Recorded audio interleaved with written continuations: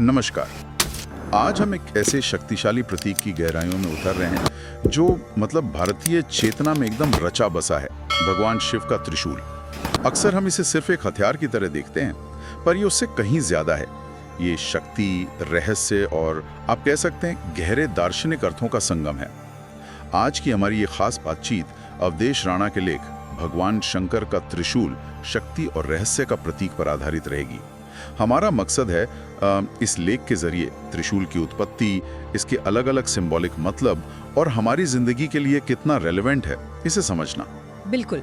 त्रिशूल और भगवान शिव, ये छवि तो जैसे एक दूसरे से अलग हो ही नहीं सकती, और इसे सिर्फ एक हथियार या अस्त्र समझना वो इसके असली महत्व को कम आंकना होगा।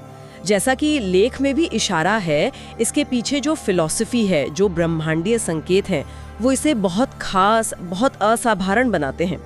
चलिए इस लेख के नजरिए से इसके अलग अलग पहलुओं पर एक नजर डालते हैं। हाँ, तो शुरुआत करते हैं इसकी उत्पत्ति से। ये त्रिशूल आया कहाँ से आखिर? स्रोत में यानी इस लेख में दो खास कहानियों का जिक्र मिलता है। पहली वाली तो बड़ी दिलचस्प है। कहते हैं कि भगवान विष्णु ने अपने सुदर्शन चक्र की अग्नि या तीव्र ऊर्जा से इसे बनाया और फिर शिव जी को भेंट किया। हाँ, और जो दूसरी कहानी है वो इसे सीधे आदि शक्ति से जोड़ती है, परम स्त्री ऊर्जा से। लेख के अनुसार जब असुर शक्तियां ब्रह्मांड में गड़बड़ कर रही थीं, असंतुलन फैला रही थीं, तब माता आदि शक्ति ने खुद अपनी ऊर्जा से इसे प्रकट किया और शिव को सौंपा। तो इस नजरिए से देखें तो त्रिशूल सिर्फ शिव की शक्ति नहीं, बल्कि सृष्टि की जो मूल ऊर्जा है, शक्ति, उसी का रूप है। ये बात इसे शक्ति का एक बहुत ही पवित्र और पावरफुल प्रतीक बना देती है। अच्छा, इसकी उत्पत्ति ही दिव्य शक्तियों के मिलने से जुड़ी है। अब आते हैं इसकी बनावट पर। वो तीन नुकीली धारें जो इसकी खास पहचान है। ये जो संख्या 3 है, इसका क्या महत्व है? लेख बताता है कि ये 3 धारें सिर्फ डिजाइन नहीं है, इनमें कई गहरे अर्थ छुपे हैं। निश्चित रूप से। लेख के अनुसार जो सबसे अहम व्याख्या है ना, वो इसे त्रिगुणों से जोड़ती है, सत्व, रज और तम। ऐसे समझिए जैसे जीवन को चलाने वाले 3 गियर हों। सत्व यानी स्थिरता, पवित्रता, ज्ञान। रज मतलब गति, कर्म, इच्छा। और तम यानी जड़ता, अज्ञान, अंधेरा। तो त्रिशूल धारण करने का मतलब है कि शिव इन तीनों गुणों के असर से परे हैं। वो इनके स्वामी हैं, कंट्रोलर हैं, इनके बंधन में नहीं। ये तो हुई अंदरूनी गुणों की बात। क्या ये बाहरी दुनिया या समय पर भी लागू होती है? बिल्कुल। लेख में बताया गया है कि ये 3 धारें 3 कालों को भी दिखाती हैं, भूत, वर्तमान और भविष्य। त्रिशूल इस बात का प्रतीक है कि शिव समय के बहाव से प्रभावित नहीं होते, वो महाकाल हैं, है ना, समय के स्वामी। और इसके साथ ही ये 3 लोकों, स्वर्गलोक, पृथ्वीलोक यानी मृत्युलोक और पाताल लोक, इनका भी प्रतीक है। ये दिखाता है कि शिव की सत्ता, उनका प्रभाव, उनका संरक्षण तीनों लोकों पर है। संक्षेप में कहें तो ये 3 धारें शिव की सर्वव्यापकता और बैलेंस बनाने की उनकी क्षमता को दर्शाती हैं। अच्छा, और इन प्रतीकात्मक अर्थों की झलक हमें शायद पुराणों की कहानियों में भी मिलती होगी। ये लेख इस बारे में क्या बताता है? हाँ बिल्कुल। लेख में कई पौराणिक कथाओं का जिक्र है जहाँ त्रिशूल शिव की निर्णायक शक्ति बनकर सामने आता है। जैसे शिव पुराण में जब कामदेव को भस्म करने का प्रसंग आता है, तो त्रिशूल उनके क्रोध और वैराग्य की शक्ति का प्रतीक बनता है। इसी तरह देवी भागवत पुराण में वर्णन है कि जब धरती पर असुरों का अत्याचार बहुत बढ़ गया, तो शिव ने त्रिशूल से ही उनका संहार किया और धर्म को फिर से स्थापित किया। और रामायण से जुड़ा कोई संदर्भ भी है इसमें? जी, लेख रावण वाले प्रसंग का भी जिक्र करता है। जब रावण कैलाश उठाने की कोशिश करता है, तब शिव बस अपने अंगूठे के हल्के दबाव से रावण का घमंड चूर कर देते हैं। उस समय भी त्रिशूल उनकी असीम शक्ति के प्रतीक के तौर पर वहां मौजूद रहता है। तो इन कहानियों से ये साफ है कि त्रिशूल सिर्फ एक रखा हुआ प्रतीक नहीं है, बल्कि जरूरत पड़ने पर सक्रिय होने वाली दिव्य शक्ति है। हाँ, ये पौराणिक बातें हैं, इसकी शक्ति को तो दिखाती हैं, पर क्या इसका कोई और गहरा दार्शनिक पहलू भी है? सिंबॉलिज्म से आगे बढ़कर जीवन जीने के तरीके के तौर पर त्रिशूल क्या सिखाता है? इसका जो दार्शनिक महत्व है वो शायद इसके भौतिक रूप से भी ज्यादा गहरा है। लेख के अनुसार त्रिशूल संतुलन यानी बैलेंस का एक बहुत शक्तिशाली संदेश देता है। देखिए, जैसे 3 अलग-अलग धारें मिलकर एक त्रिशूल बनाती है ना, वैसी जीवन में ज्ञान, इच्छा और क्रिया जैसी जो अलग-अलग शक्तियां हैं या रास्ते हैं, उनके बीच संतुलन साधना जरूरी है। असंतुलन ही तो दुख या विनाश की जड़ बनता है अक्सर। ये संतुलन वाली बात तो काफी अहम है। क्या लेख इस पर भी कुछ कहता है कि इसे पर्सनल लेवल पर कैसे समझें, मतलब अपने अंदर बैलेंस साधना? हाँ, इस पर भी बात की गई है। लेख में बताया गया है कि कुछ संत और योगी त्रिशूल को आत्मा, मन और शरीर का प्रतीक भी मानते हैं। उनका मानना है कि जो व्यक्ति इन तीनों पर कंट्रोल पा लेता है, मतलब अपनी आत्मा के स्वभाव को समझता है, अपने मन की चंचलता को साध लेता है और अपने शरीर को स्वस्थ और अनुशासित रखता है, वही सही मायने में शिवत्व को यानी अपनी हाईएस्ट चेतना को पा सकता है। तो इस नजरिए से त्रिशूल सेल्फ कंट्रोल और आत्मविजय का भी प्रतीक हुआ। ये तो बड़ा दिलचस्प है कि कैसे एक बाहरी दिखने वाला प्रतीक इतने गहरे अंदरूनी अर्थ रखता है।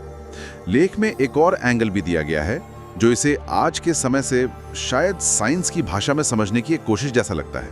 क्या ऐसा है? हाँ, लेख इस पर एक रोचक पहलू रखता है। हालांकि इसे ज्यादातर व्याख्या की तरह या एक विचार के तौर पर ही देखना चाहिए, कोई स्थापित तथ्य नहीं। इसमें यह संभावना जताई गई है कि त्रिशूल को ऊर्जा और कंपन मतलब वाइब्रेशन के प्रतीक के रूप में भी देखा जा सकता है। ऊर्जा और कंपन, वो किस तरह से? लेख ये विचार रखता है कि शायद त्रिशूल की 3 धारें प्रकृति की 3 मूलभूत शक्तियों का प्राचीन सिंबॉलिक रिप्रेजेंटेशन हो, जैसे कि बिजली, चुंबकत्व और गुरुत्वाकर्षण। त्रिशूल का डिजाइन ये दिखाता है कि ये शक्तियां भले ही अलग-अलग दिखें, पर हैं एक ही मूल स्रोत से जुड़ी हुई। ये अंदाजा लगाया गया है कि हो सकता है प्राचीन ऋषि इन प्रतीकों के जरिए यूनिवर्स के उन रहस्यों को समझाने की कोशिश कर रहे थे जिन्हें हम आज साइंटिफिक टर्म्स में समझ रहे हैं। ये वाकई एक अलग ही नजरिया है, सोचने पर मजबूर करता है। खैर, अब अगर हम त्रिशूल की सांस्कृतिक और आध्यात्मिक प्रासंगिकता पर आएं, कहानियों और दर्शन से हटकर हमारे समाज में, हमारी साधना पद्धतियों में ये कहाँ और कैसे नजर आता है? देखिए, त्रिशूल सिर्फ किताबों या कहानियों में ही नहीं है। ये हमारी संस्कृति और आध्यात्मिकता का एक जीता जागता हिस्सा है। सबसे कॉमन उदाहरण है शिव मंदिरों के शिखर पर लगे त्रिशूल। लेख बताता है कि ऐसी मान्यता है कि ये मंदिर और उसके आसपास के एरिया को नेगेटिव एनर्जी से बचाता है, एक तरह का स्पिरिचुअल प्रोटेक्शन शील्ड बनाता है। और आम लोगों की जिंदगी में इसका क्या स्थान है, घरों में या? हाँ, आम जीवन में भी इसका प्रतीकवाद काफी गहरा है। लेख के अनुसार लोग अक्सर नेगेटिविटी दूर करने और एक सुरक्षा की भावना के लिए अपने घरों के दरवाजों पर या पूजा की जगह पर या फिर छोटे रूप में अपनी गाड़ियों में भी त्रिशूल या उसका निशान रखते हैं। ये उनके विश्वास का हिस्सा है कि ये प्रतीक उन्हें बुरी शक्तियों या नजर से बचाएगा। तो ये हुई बाहरी सुरक्षा की बात। क्या इसका कोई आंतरिक मतलब योग से जुड़ा महत्व भी है, जैसा आपने पहले आत्मा मन शरीर के संतुलन की बात की थी? हाँ, योग साधना में त्रिशूल का एक बहुत ही गहरा और आंतरिक अर्थ बताया गया है। लेख के अनुसार योगी मानते हैं कि हमारी रीढ़ की हड्डी के अंदर ऊर्जा के 3 मुख्य चैनल या नाड़ियां होती है। इड़ा जो चंद्र नाड़ी है, शांत ऊर्जा वाली, पिंगला सूर्य नाड़ी, एक्टिव ऊर्जा वाले, और सुषुम्ना जो सेंट्रल चैनल है। अच्छा, और इनका त्रिशूल से क्या कनेक्शन है? कनेक्शन ये है कि जब ध्यान और प्राणायाम के अभ्यास से इड़ा और पिंगला नाड़ियों की ऊर्जा संतुलित होती है और फिर वो सुषुम्ना नाड़ी में बहकर ऊपर उठती है, तब साधक को आत्म साक्षात्कार और परम शांति का अनुभव होता है।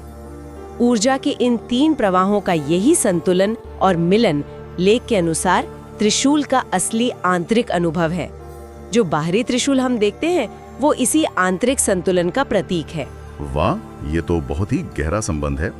अब एक सवाल मन में आता है, भगवान शिव के पास तो डमरू, सर्प, चंद्रमा, गंगा जैसे कई और भी महत्वपूर्ण प्रतीक हैं। पाश या खड्ग जैसे अस्त्र भी हैं। फिर त्रिशूल ही उनकी सबसे खास पहचान क्यों बन गया? लेख इसकी क्या वजह बताता है? ये बहुत अहम सवाल है और लेख इसका एक बहुत सटीक जवाब देता है। त्रिशूल की खासियत ये है कि ये सिर्फ संहार यानी डिस्ट्रक्शन या शक्ति का प्रतीक नहीं है। ये एक ही साथ सृजन यानी क्रिएशन और संहार यानी डिस्ट्रक्शन दोनों को रिप्रेजेंट करता है। यही बात इसे यूनिक बनाती है। सृजन और संहार एक साथ, ये थोड़ा विरोधाभासी सा नहीं लगता? देखने में लग सकता है, पर शिव के स्वरूप को समझने के लिए ये जरूरी है। शिव संहारक हैं, वो बुराई का, अहंकार का, अज्ञान का विनाश करते हैं। त्रिशूल उनके इस रूप का प्रतीक है। लेकिन शिव का संहार कभी भी अंत नहीं होता। वो पुराने और जो अब उपयोगी नहीं है उसे हटाकर नए सृजन के लिए जगह बनाता है। लेख बताता है कि त्रिशूल इसी निरंतर चलने वाले चक्र का प्रतीक है, विनाश जो नए निर्माण की तरफ ले जाता है। ये शिव के मूल तत्व को पकड़ता है। वो परम विनाशक भी हैं और परम सृजनकर्ता भी। यही द्वंद्व, यही पूर्णता इसे उनके बाकी प्रतीकों से ज्यादा सेंट्रल महत्व देती है। समझ गया। तो ये विनाश और सृजन के एक शाश्वत नृत्य जैसा है। अच्छा, अंत में अगर हम इन सभी बातों का सार निकालें, उत्पत्ति, प्रतीकवाद, दर्शन, संस्कृति, तो त्रिशूल से हमारे रोजमर्रा के जीवन के लिए क्या प्रैक्टिकल सीख मिलती है? स्रोत यानी ये लेख इस बारे में क्या कहता है? लेख के अनुसार त्रिशूल हमें एक बैलेंस्ड और जागरूक जीवन जीने की कला सिखाता है। पहली सीख तो समय के मैनेजमेंट से जुड़ी है। भूतकाल से सीखो, वर्तमान में जियो और भविष्य के लिए तैयार रहो। तीनों का सम्मान करो। दूसरी, त्रिगुणों की तरह अपने अंदर की सात्विक, रासिक और तामसिक प्रवृत्तियों को पहचानो और उनमें बैलेंस लाओ ताकि सही फैसले ले सको। और तीसरी, तीन लोकों की तरह अपने अलग अलग दायित्वों, पर्सनल, सोशल और प्रकृति के प्रति इनके बीच संतुलन साधो। तो संक्षिप्त में कहें तो ये संतुलन, संयम और सत्य के साथ जीवन जीने का एक ब्लूप्रिंट देता है। बिल्कुल। लेख का निष्कर्ष यही है। त्रिशूल हमें याद दिलाता है कि जीवन की मुश्किलों और विरोधाभासों के बीच बैलेंस कैसे पाया जाए, अपने विचारों, शब्दों और कर्मों में सच्चाई कैसे रखी जाए और संयम के साथ अपने लक्ष्यों की ओर कैसे बढ़ा जाए। ये सिर्फ एक धार्मिक चिन्ह नहीं है, बल्कि एक प्रैक्टिकल जीवन दर्शन भी देता है। एक पूरी फिलॉसफी है। हमने देखा कि ये कैसे ब्रह्मांडी शक्तियों, समय के चक्र, जीवन के गुणों और सबसे बढ़कर संतुलन की यूनिवर्सल सिद्धांत को दिखाता है। उत्पत्ति की कहानियों से लेकर दार्शनिक गहराई, सांस्कृतिक मौजूदगी और योग की आंतरिक साधना तक इसका अर्थ बहुत फैला हुआ और गहरा है। हाँ, और निष्कर्ष के तौर पर त्रिशूल हमें जीवन में संतुलन, संयम और सत्य के रास्ते पर चलने की लगातार प्रेरणा देता है। ये न केवल भगवान शिव की असीम शक्ति का प्रतीक है, बल्कि ये भरोसा भी दिलाता है कि जीवन की चुनौतियों और अंदरूनी खींचतान के बीच तालमेल बिठाकर आंतरिक शांति और सही दिशा पाना मुमकिन है। और शायद इस बातचीत के बाद हम सब ये सोच सकते हैं कि हमारी अपनी जिंदगी में वो कौन सी तीन मुख्य शक्तियां या पहलू या जिम्मेदारियां हैं जिनमें संतुलन लाने की सबसे ज्यादा जरूरत है इस वक्त। ये एक अच्छा पॉइंट हो सकता है व्यक्तिगत चिंतन के लिए।